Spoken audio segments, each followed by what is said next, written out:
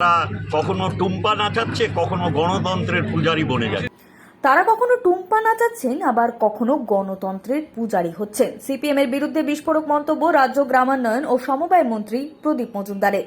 বেসরকারি শিক্ষা প্রতিষ্ঠানের উদ্বোধনী অনুষ্ঠানে গিয়ে যাদবপুর কাণ্ডের তীব্র নিন্দা করলেন রাজ্য গ্রামান্বয়ন ও সমবায় মন্ত্রী প্রদীপ মজুমদার। রবিবার পশ্চিম বর্ধমান জেলার পানাগড় একটি বেসরকারি শিক্ষা প্রতিষ্ঠানে উদ্বোধনী অনুষ্ঠানে আসেন মন্ত্রী প্রদীপ মজুমদার।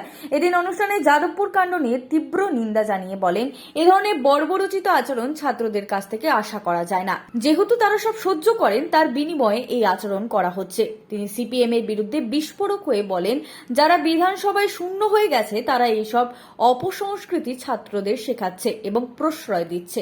এর ফল ক্যাম্পাসের বাইরে বেরোলে তারা বুঝতে পারবে। নিন্দা করার ভাষা আছে নাকি?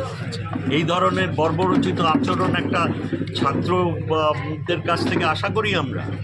এটা কি ধরনের অসভ্য? আমরা সবকিছু সহ্য করি, তার বিনিময়ে এই উপহার পাচ্ছি আমরা।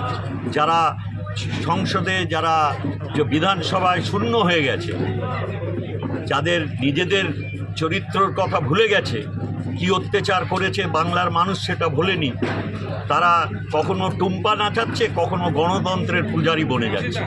তারা এইসব অপসংস্কৃতি এবং এই ধরনের ব্যবহার তারা শেখাচ্ছে এবং প্রশ্রয় দিচ্ছে।